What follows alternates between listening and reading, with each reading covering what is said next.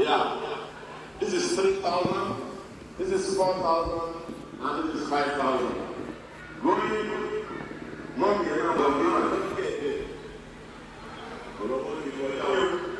Back to back, never to say there because the question is so and simple. Now, and I got 20. We should read that you don't want to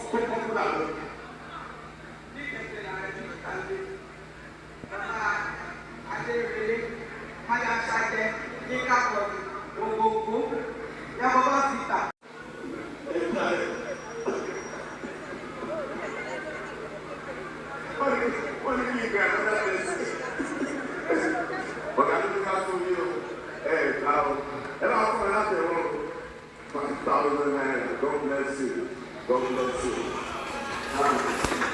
you.